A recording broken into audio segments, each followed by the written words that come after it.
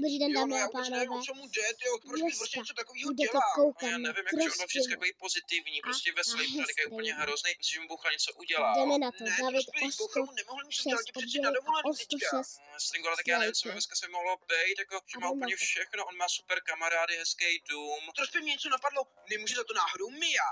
Mia, jako proč je Stringu? No, protože furt Oveska se odmítá a on z toho už musí úplně šílet. No jako Stringu, to je pravda, ale lidi, jako já se vůbec nedím, že Mia odmítá Oveska, protože Oveska je hrozně divnej, on jako se chová fakt strašně divně poslední dobou a taky hrozně smrdí. No, Trospy, Oveska smrdí, já jsem si to taky všiml, ale já bych taky nechtěl chodit s Mijou, ta voní totiž jako kytičky a já nemám rád kytičky, já radši mám holky, který voní jako rajčátka.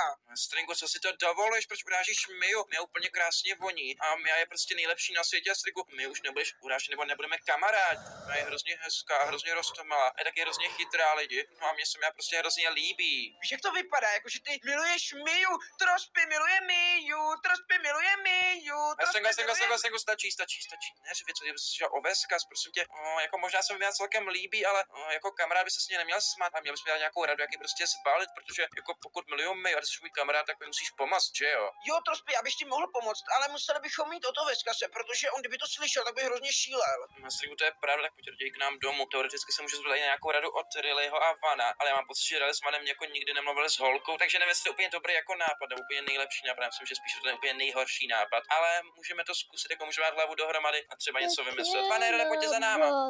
Tak jediný způsob, jak to vyřešit, je, že si oni budete muset dát soutěž. Soutěž, Stringu, holky se nesoutěží, to se nedělá. Ty si budíš ničemu, já jsem Minecraft legenda, mám plán, mám sílu, mám zdroje a nějakou soutěž tu taky nikdy v životě nevyhraješ. Veska si jako to říkáš, že bych tu soutěž prohrát, se musí vsázet.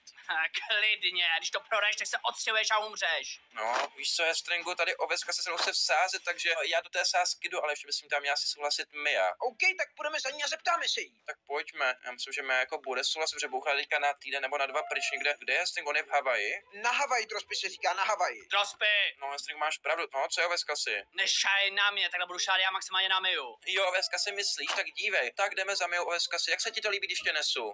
Aspoň si ušetřím nohy na tu soutěž. No, to uvidíme, Oveska, si tu soutěž, takže určitě prohraješ. No, víš co, běž sám, já tě nebudu nosit, nejsem tvůj sluha. No, tak pojďte, kluci, si musíš, že je Mia doma. No, Trospy, přece, kde by byla Mia, bude určitě doma, když bouchali na tý dovolený, tak nemá co na práci a bude určitě doma a bude sázet kytičky nebo něco takovýho. Stringu, to je pravda, no, tak pojď, ten dům je někde tady za tím naším na Oveska si. Jako ty moc dobře víš, že ten její dům je, tak nás prosím tě naviguj, jo? Já tě mám navigovat, jo, co za to? No nic za to nedostaneš, a ty víš, kde jako bydlí, tak nám to ukážeš. Prosím tě, já tam chodím každý den. No, ale já mám pocit, že mě o tom nevíš, že tam chodíš každý den. Ona o tom brzy vědět bude. No jasně, tak pojď. No dobrý, tak jsme tady. Doufám, že Mia doma. Mio, halo, Mio, jsi tady někde? Oveska si je tady Mia. Ona si někde ve sklepě. Ve sklepě, ona tady má sklep? Co jsi tam zavřel ty, že? Ne, ale já nevím o tom, že Mia má sklep, to se mi nezdá, podle mě spíš bude v druhém patře, jako sklep tady určitě nemá, protože Mia má takovýhle krásný dům a v krásných domech většinou nebývají sklepy, když jsou růžový. Trospy, koukej, já jsem tady něco našel. Co ze Stringu ani v ložnici není? No, Stringu, Kde kde seš? seš? Já jsem nahoře, jsi Dole. Jo, Už jdu pojď za ke tebou. dveřím. Tady jsem našel nějaký vstup. A to vede tady někam do nějakého sklepa, tady nějaká truhla s věcma jinýma. A koukej, tady i Ovečkař. A co to je, tohle? Oveska sice je tohle, to je nějaká šipka nahoru a šipka dolů, to je nějaký výtah. Laboratoř, můj bože, ty jsi tady snad poprvé, že? Oveska si mám pocit, že ty jsi tady poprvé, protože my asi jdeme dolů, ne nahoru, že jo? Co je tohle? Já tady má laborku. Trospy, prosím tě, tohle je laboratoř. Ty ji snad ani neznáš. Oveska si jako tak dobře ji neznám. Mio, tady jsme nahoře. Můžete jít pryč, tady zkoumám krystaly. Krystaly. Mio, já ti jdu pomoct s těma krystalami, ať určitě můžu nějak pomoct. Prosím tě, Mio, potřebuješ něco podržet nebo něco jako donést? Ne, já nic nepotřebuji, běžte pryč, akorát mě vyrušujete. No Mio, prosím tě, je pravda, že Rika Bouchla jde na dovolený na Havaji? No, on si potřeboval odpočnout, tak hrozně moc pracuje, jak byl úplně vyčerpaný, tak jsem s ním ani nejela pro jistotu. Mio, a prosím tě, ty se kam musíš hrozně nudit, že jo? Ani ne, tady mám spoustu výzkumu a konečně na to mám čas, když tady není Bouchal a proč jsem kadáváš tu ovci. Hej, Oveska si. Nechci to. Prosím tě, Mio, Hestringu, řekni, co máš za nápad. Mio, mám tady takovej nápad. Trospy totiž a Ovečkař tě hrozně milujou. No Ne, Hestringu, to neříkej. Mně se mi já trošku líbí, takhle. Oni mě milují jako kamarádku. Ne, A no, Jako počkejte, přítelkyni mi, počkejte. Hestingu, řekni to, Jo. řekni to, dějte, Oveska si budeme mlčet a necháme Hestinga Jo. mluvit. Já se nebojím mluvit před ženou na rozdíl od tebe. Prosím tě, zůstaň tady, Oveska, si já nemluv chvilku, ty všechno pokazíš. Proč na mě zase šaháš? No, takže Mio, tady klukům se totiž trochu líbíš a mě napadlo, že, protože oni se nemůžou dohodnout a strašně se hádají, že se to rozhodne tak, že si dají sázku a kdo ji vyhraje. Co mě to tam ničíte? Co, Mio, já jsem to neničil, to není pravda. Běžte pryč, tam nemáte chodit. Nech toho. No a Mio, a oni si dají soutěž o to, kdo tě zbalí a potom s tebou budou chodit, jo?